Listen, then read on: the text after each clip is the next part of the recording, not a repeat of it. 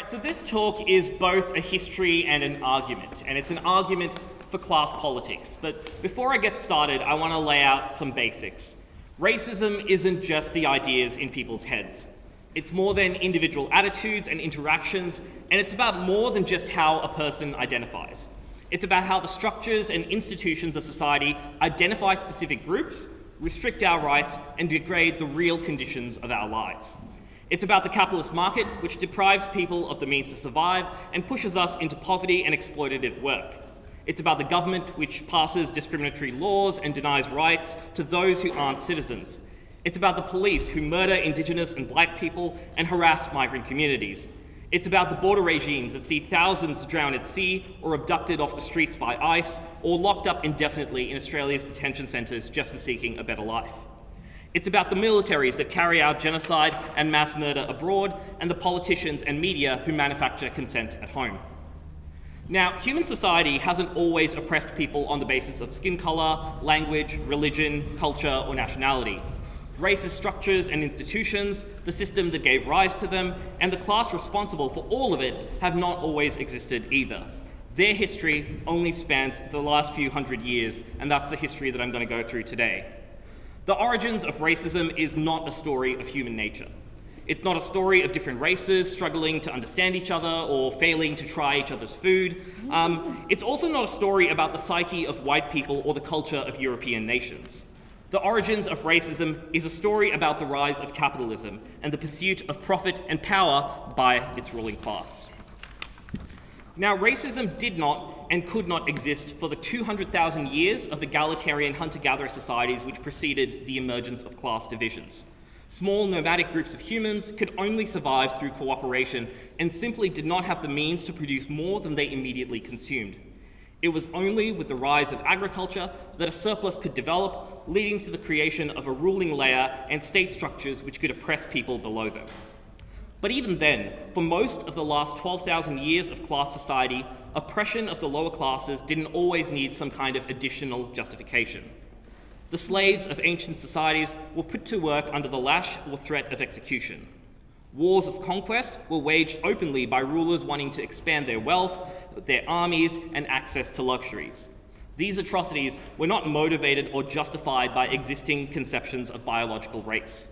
The ruling class openly exploited and brutalized those below them without the need to create specific structures or ideologies to permanently enforce a subordinate position on people of a particular skin color. So, for example, Septimius Severus could become the first Black emperor of Rome, while both slaves captured in war and free folk could be of any complexion. The earliest networks of land and sea trade depended on the interaction between merchants across vast geographies, interacting with people of different cultures and languages. The thinkers of European antiquity and feudalism were inclined to celebrate and study the more advanced societies of the Middle East and Asia, whose ideas and innovations that they adopted. The rise of capitalism laid the foundations for racism. It brought into being a new economic structure which transformed social life, a new class of capitalists who grew wealthy off exploiting the mass labouring class, and new methods of class rule which became the key institutions of racism. This centuries-long process was not consciously planned from the very start, but developed out of incremental changes in European society and were unleashed by revolution. Now, the bourgeoisie were once feudal merchants. They enriched themselves through the sale of goods to the peasantry and the feudal nobility. Wealthier merchants set up workshops in emerging cities to produce their own commodities to sell. This included better tools and machinery which could make labour more productive. Over time, they could surpass the wealth of the feudal monarchs, but their political power was still limited in a society where God had supposedly ordained those who ruled. They would have to seize political power if society was to be moulded in their interests. Now, as a minority, the bourgeoisie could not challenge the armed might of feudalism without rallying the mass of peasants, urban poor, and middle classes behind them. Individual freedom and equality became their rallying cry, and the divine right of kings, their rallying cry to end the divine right of kings, which restricted the freedom and rights of property owners. The backwardsness of European feudalism meant that the bourgeoisie was able to succeed in the Second English Civil War of 1649 and later the American and French Revolutions. New capitalist states combined once separate feudal kingdoms into a single economy, with standardized administrative laws, currency, and an official language to facilitate a domestic capitalist economy. The state regulated its entire territory and all those who lived within it. It determined who could trade and work in its lands, protecting it from other foreign rivals. Private property had to be protected by an independent judiciary, parliament, and centralized police force that wasn't beholden to a single exploiter, but a class of them. As the capitalist class gained more control, it increasingly transformed the economic structure of society. The Enclosure Acts turned land itself into a commodity and denied peasants any other way to make a living. Millions could then be forced to work for a wage to survive, allowing the capitalists to exploit their labor for profit. A new ideology was also needed to justify a new society. As I mentioned, the divine right of kings and religious ideas had held together feudalism, and adherence to a particular religion integrated rulers and commoners into a common set of practices, laws, and beliefs. Coerced or willing conversion was a tool for establishing allegiance to broader networks of feudal rule, and it meant that it was possible to escape oppression on the basis of faith. But capitalism needed something way more permanent. Protestantism and the ideas of the Enlightenment sought to supersede the doctrines of the old monarchy and the Catholic Church. The new ruling class of capitalism presented the new setup as a product of human nature. Power and wealth was justified by supposedly individual merit or natural ability. The individuals at the top were supposedly the smartest, the hardest working, or the fittest of all. Those at the bottom were condemned to harsh labor because of our own supposed natural inferiority. Racism couldn't function on any practical level without the structures and ideological framework of capitalism. Had an urban capitalist class emerged anywhere in the world, it would have had to face the same challenges. Europe just happened to be where capitalism emerged. The crucial point here is not that racism grew out of European society, but that it grew out of capitalist society. It is why the rise of capitalism around the world, including in the states that freed themselves from colonial rule, also saw racism develop, as it became an indispensable tool for ruling classes to ensure their interests. But still, racism did not just naturally take hold. It was a solution to practical problems in the new society, the need to find larger supplies of material and labor, secure new territories, and crush rebellion from below. As Marx put it, the discovery of gold and silver in America, the extirpation, enslavement, and entombment in the minds of the Aboriginal population, the beginning of the conquest and looting of the East Indies, the turning of Africa into a warren for the commercial hunting of black skins, signaled the rosy dawn of the era of capitalist production. These idyllic proceedings are the chief moments of primitive accumulation. On their heels treads the commercial war of the European nations with the globe for a theatre. In 1492, Columbus's accidental arrival in the Americas set into motion a race to plunder the region's gold between the European monarchies. Their approach to the indigenous people of the continent was one of feudal conquest, the subjugation of non-believers, and increasingly brutal treatment over the next few centuries. It's estimated that millions were killed, including from being overworked in the mines. Establishing plantations in the Americas was critical for British capitalism, as sugar and tobacco were crucial exports, and its textiles industry would become increasingly hungry for cotton. But to extract resources on the necessary scale would require more robust supply chains and a vast amount of cheap labor. Enslaving the decimated and hostile indigenous population was not viable. So initially, they transported 500,000 indentured servants from Europe on fixed-term contracts of between 5 to 10 years, after which they were freed from servitude. They were dispatched to the islands of the Caribbean and to mainland North American colonies such as Virginia. Now, while some slaves from Africa were brought to Virginia from 1619 onwards, their numbers were limited until the late 17th and 18th centuries. Now, it has to be said that the conditions for these indentured laborers was brutal. Thousands, for example, were sent to Barbados from 1627, tasked with constructing settlements, clearing land, and harvesting sugar. They suffered under the Caribbean sun and the cruelty of their masters, and thousands died from yellow fever epidemics. They resisted as well by burning crops, engaging in sabotage, and refusing to work. Irish labourers in particular had been transported after the 1641 Irish Rebellion, and they became notorious for, and I quote, the habit of joining themselves to runaway slaves, and the authorities actually banned the import of Irish labourers from 1657. The shift to African slavery in the 17th century was not driven by an existing racial prejudice. Before the 18th century, skin colour was not an indicator of an inferior social position. Black indentured servants could attain freedom after their term of indenture expired. Anthony Johnson was one such black labourer who concluded his indenture in 1635 and in 1655 became the owner of one of the first black men enslaved for life under civil law. At times, European labourers in both early American and Australian colonies fled immiseration and cruelty to also live with Indigenous groups. Instead, the shift to African slavery was motivated by economic and political considerations. So firstly, there were concerns that shipping poor Europeans off to the colonies was exacerbating labour shortages within Europe itself. Secondly, Irish labourers in the colonies brought with them their hostility to the British authorities and were seen as a source of potential instability. Thirdly, indenture was actually financially inefficient for the plantation owners. The limited period of indenture meant that human labour had to be paid for and retrained every few years. Labour shortages meant that freed European workers were expensive to hire, and forcibly coercing them back into bonded labour was risky, especially if they had acquired arms. This need for an alternative source of plantation labour fueled the development of the African slave trade in the 17th century, making it a viable source of labour and subjecting millions of people to its brutality. The plantation owners in the Americas and the European slave traders on the African coast, however, could not themselves capture and suppress millions of Africans. The Portuguese, the Dutch, the French, and the English slave traders on the continent were reliant on the feudal rulers of various African kingdoms to help supply the quantity that was needed. Slavery had been a feature of class-divided African societies since ancient Egypt. Africa's feudal kingdoms between the 7th and 17th centuries continued to rely upon various forms of coerced labour. Historian Paul Lovegood describes how the capture of slaves through organised raids and warfare by Africa's rulers underpinned their economic and military power. These rulers were both foreign-born and African, influenced by Christianity, Islam, and local beliefs, and foreign buyers initially came from other parts of Africa, the Middle East, and even as far as India. The European demand for slave labour for the Americas incorporated the feudal slave trades of Africa into the global capitalist market.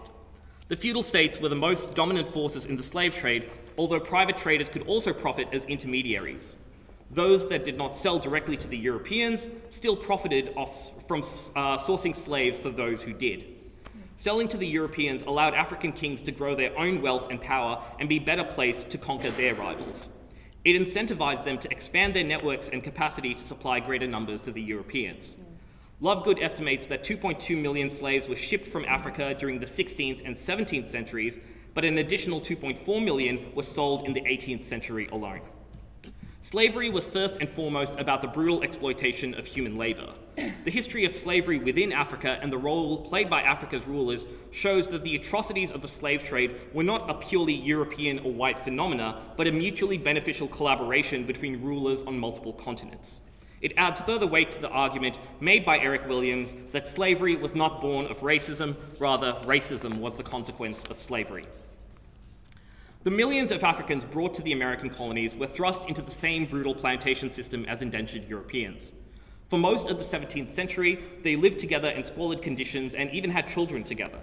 This alarmed the slave owners who wanted to ensure that children born of a slave mother would be slaves regardless of their father's status.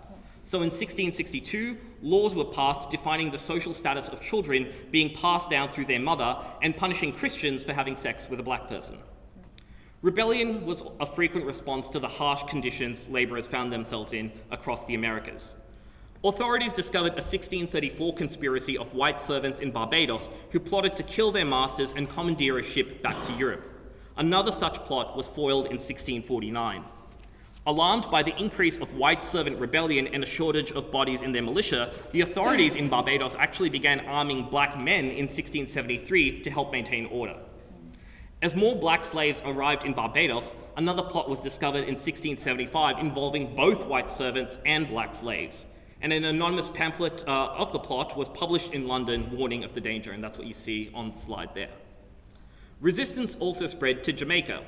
The Maroons' free communities of escaped African slaves grew out of revolts by hundreds of slaves in 1673 and again in 1690, and a mass coordinated desertion of thousands in 1678. and these events were the precursors to major slave rebellions in Jamaica in the 19th century.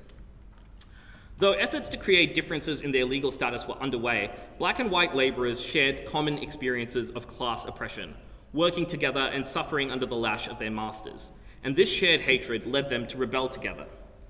The Gloucester County Conspiracy in 1663 was described as an attempted insurrection by white indentured servants, black slaves, and Native Americans. In 1670, it prompted Governor Berkeley to ban prisoners being sent from England, warning that it might lead to, and I quote, "the ruin or at least the very great hazard of the peace and welfare of this colony and the neighbour plantations."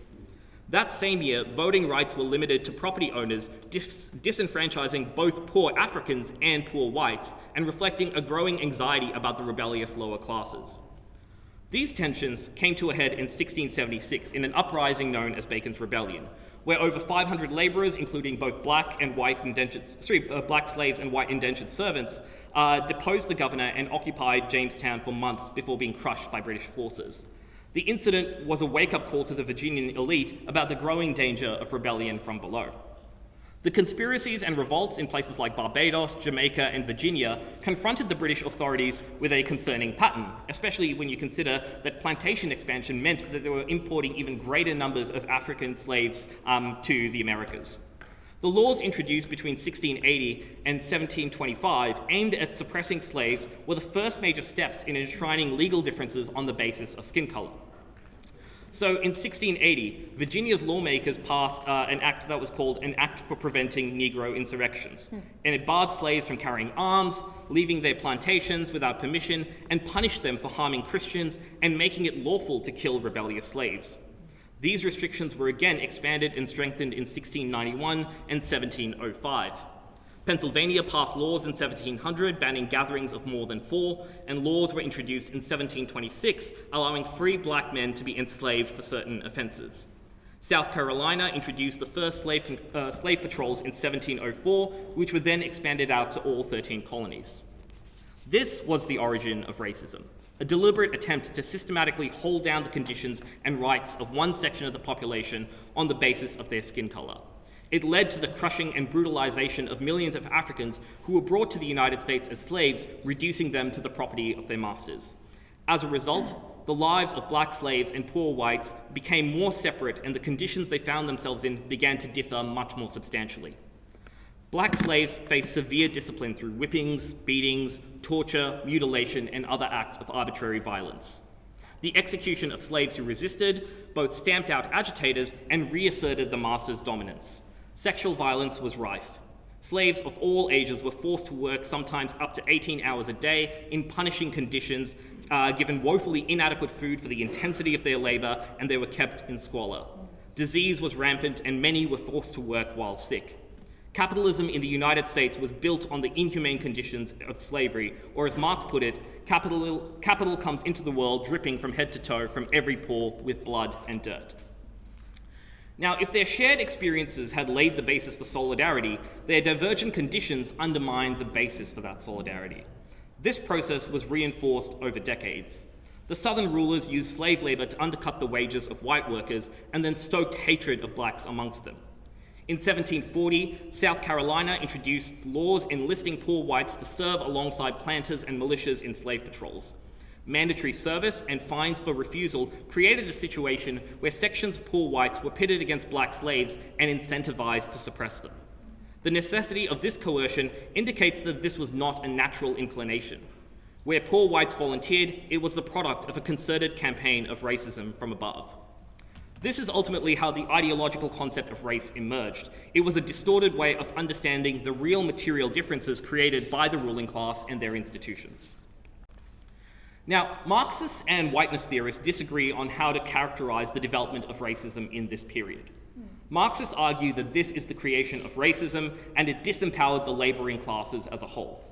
Whiteness theorists instead describe this as the creation of the white race and a system of white privilege. And there are a number of reasons why this is wrong that are borne out by the history so far.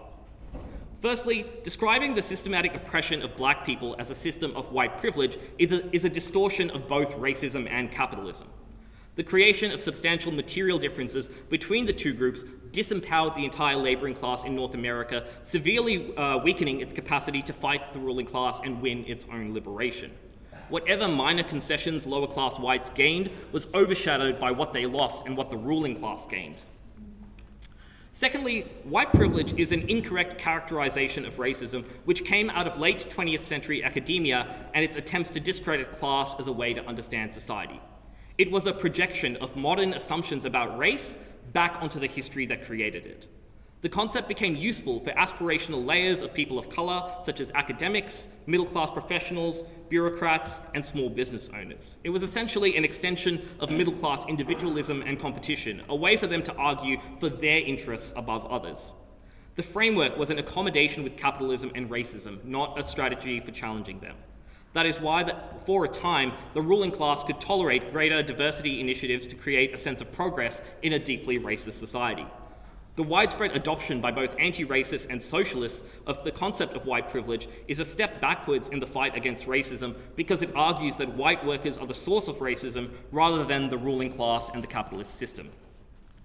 Finally, though some whiteness theorists do acknowledge attempts to divide workers against each other, they downplay the ongoing role of the ruling class.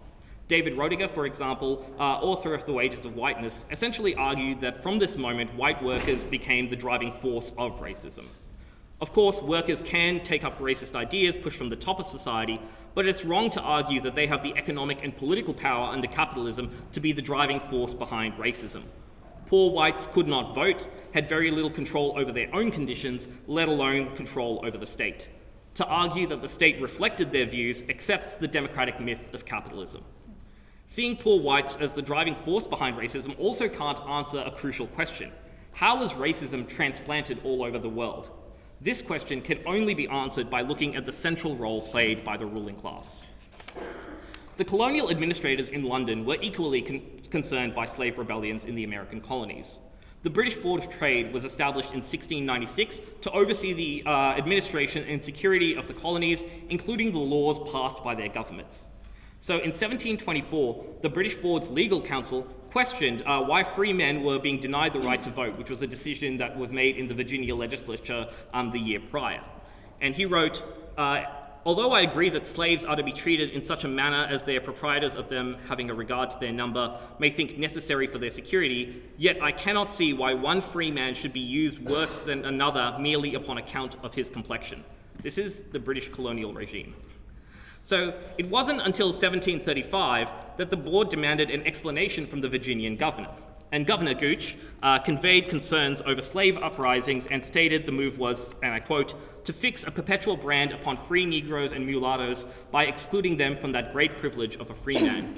He continued that a freed slave who looks on himself immediately on acquiring his freedom to be as good a man as the best of his neighbors, but especially if he is descended of a white father or mother, bastards of some of the worst of our imported servants and convicts, it seems no way impolitic, as well for discouraging that kind of copulation, as to preserve a decent distinction between them and their betters, to leave this mark on them.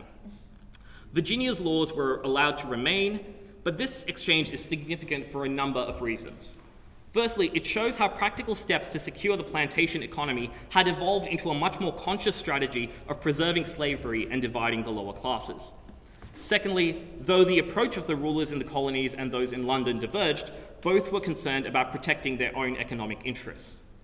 Thirdly, the Board of Trade recognized that restricting the rights of free black men was contrary to the professed ideology of freedom and individual rights, but accepted that it was necessary to protect the colonial setup. Finally, having accepted the rationale provided by the Board of Trade, having accepted the rationale provided by the Virginian government, the British Board of Trade could act as one of the conduits for implementing this new innovation in colonial rule elsewhere. The colonial policies and perspectives that the Board of Trade would enact were discussed and debated within the British Parliament and amongst the upper classes. There are other elements to understanding how racism became part of the global ruling class's toolkit. Universities played a key role as institutions for training the elite.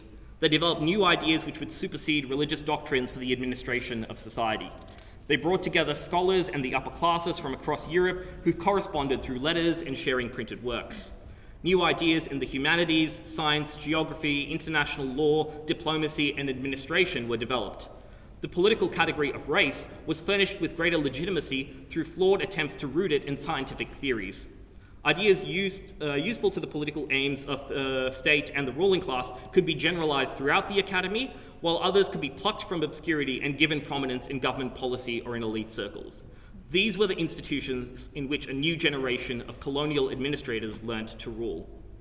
Together, the British state and its imperial bureaucracies, as well as the discussions amongst intellectuals and ruling circles within Britain and across Europe, allowed strategies and ideas that were developed for administrating the colonies to be transmitted around the world, and over time, the racist framework could be used to justify other atrocities.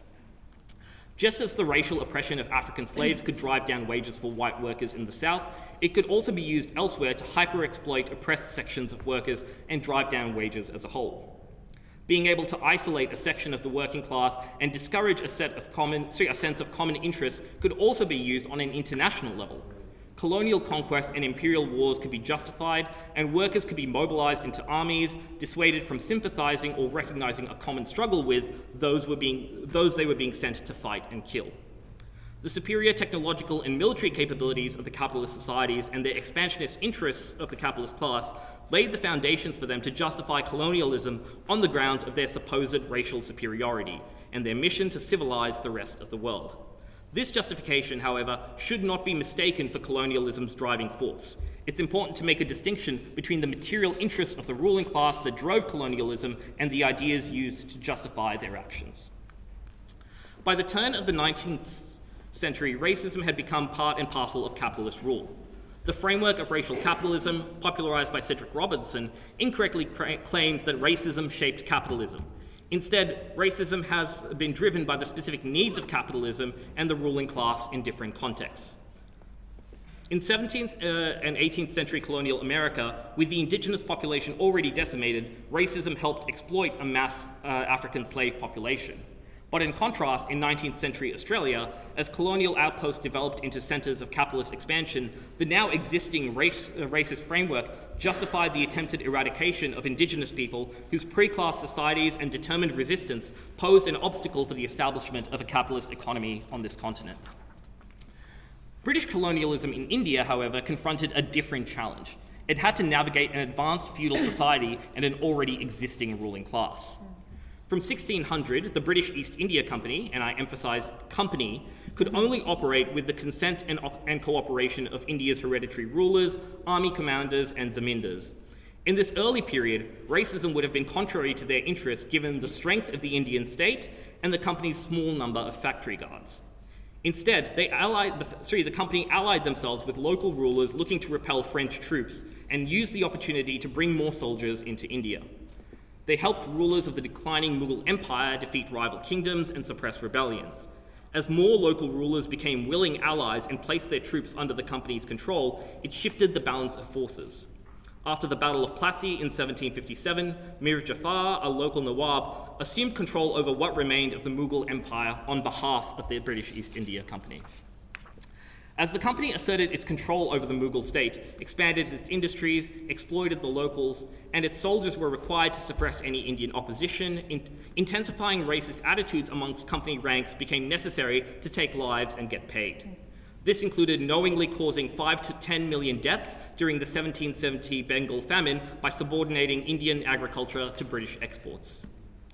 Capitalism underwent a number of crucial developments as a result of the Industrial Revolution of the late 18th and early 19th century.